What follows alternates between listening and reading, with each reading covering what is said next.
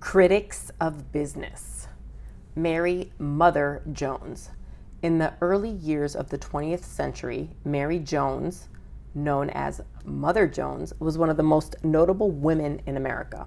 Emerging from personal tragedy, she created a singular persona and hurled herself against big corporations and the capitalist system that sustained them. Hers was an era of great change, dissent, and conflict. It was the ideal stage for a defiant performance. She was born in 1837 as Mary Harris in Cork, Ireland.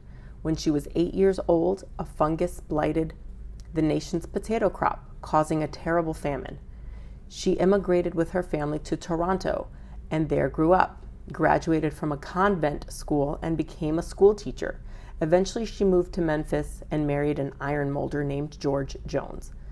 Between 1862 and 1867, they had 4 children. She devoted herself to cooking, cleaning, and sewing for the family. Then yellow fever struck. The deadly epidemic came in the fall of 1867. As mortality rose, rich families left town, leaving those who could not afford travel to become victims. The sounds of death, carts taking bodies away, filled neighborhoods. Mary Jones describes what happened to her. All about my house, I could hear weeping and the cries of delirium. One by one, my 4 little children sickened and died. I washed their little bodies and got them ready for burial. My husband caught the fever and died. I sat alone through nights of grief. No one came to me, no one could. She nursed the sick until the plague ended. Then she returned to Chicago to set up a dressmaking business. She often worked for wealthy society matrons. This is a quote from Mother Jones. I had ample opportunity to observe the luxury and extravagance of their lives. Often, while sewing for the lords and barons who lived in magnificence on the Lakeshore Drive, I would look out of the plate glass windows and see the poor, shivering wretches, jobless and hungry, walking along the frozen lakefront. The contrast of their condition with that of the tropical comfort of the people for whom I sewed was painful to me. My employers seemed neither to notice nor care. Several years passed. Then in 1871, the Great Chicago Fire burned her business and left her destitute. After the fire, she attended evening meetings of the Knights of Labor, an early union, becoming absorbed in the fight of industrial workers for better wages and conditions. The perspective of class war began to dominate her view of society. She felt that workers were enslaved by corporate employers and by the corrupt politicians and judges who did their bidding. She believed that only by overthrowing capitalism could the laboring class end its bondage and usher in a new day of socialism. So she joined a small socialist political party. For almost 2 decades, Mary Jones worked in obscurity for labor causes, and during this time, she created the persona that would make her powerful and famous. Mary Jones became Mother Jones. The loss of her own family had freed her to take on another to adopt the downtrodden. In an era when women had no vote, held no leadership positions, and received no encouragement to speak up, she would use this metaphor of motherhood to give her power. She rose to prominence as an organizer for the United Mine Workers. Horrible working conditions prevailed in coal mines.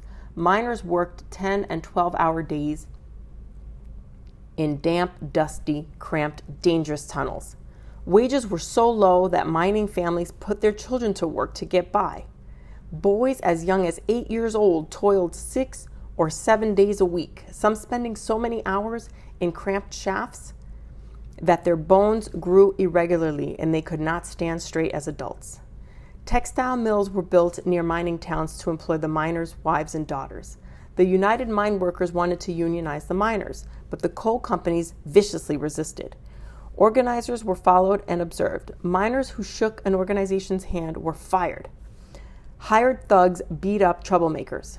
Companies had friendly judges convene lunacy hearings and commit pro-union employees to asylums. The miners wanted unions, but they were intimidated. In the late 1890s, Mother Jones arrived in Pennsylvania, coal country. At 60 years old, she looked like a grandmother. She stood 5 feet tall with silver hair and sharp blue eyes. With great energy, she worked the coal towns. She was an explosive orator with a vocal range from shrill cries to a forceful, low pitch that mesmerized listeners. She knew the miners' language and spoke in colorful terms, calling the mine owners a crew of pirates, a gang of thieves, and cowards.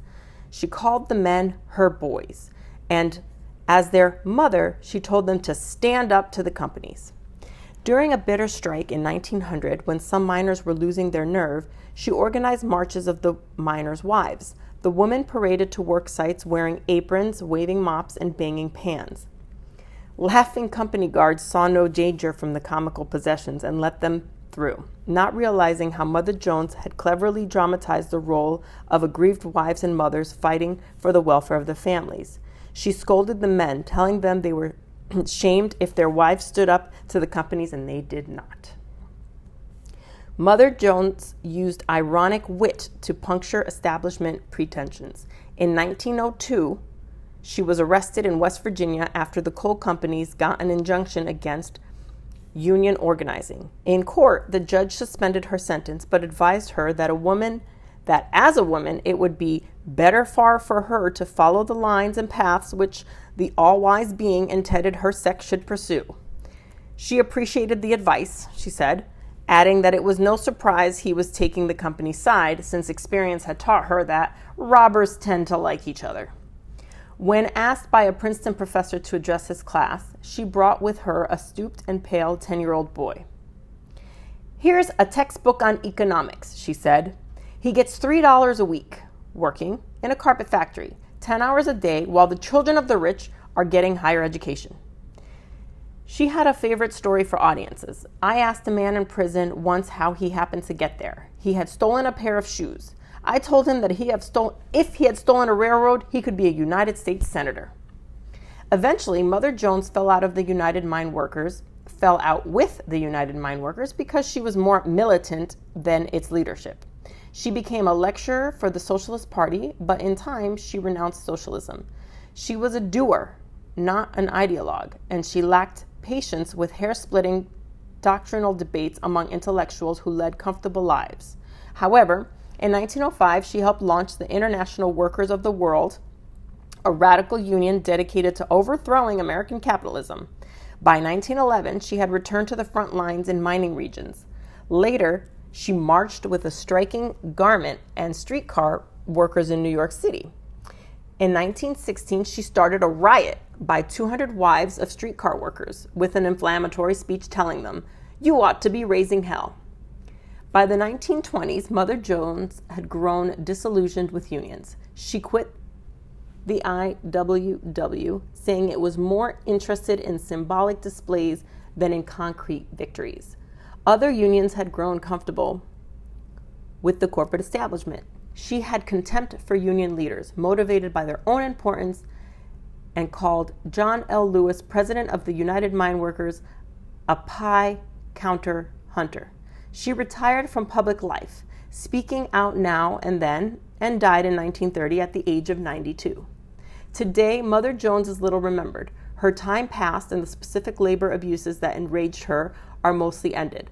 Perhaps her inventive is unmatched today. She defined monster capitalism as a robber system supported by the national gang of burglars of Wall Street. The corporations she attacked had snake brains and were run by idiots and commercial pirates, but her ideas live on. Although her life was unique in its tragedy and drama, her attacks were based on enduring values that recycle through time. We may forget Mother Jones, but we hear her in today's business critics. And if you guys listen to this instead of reading it, I am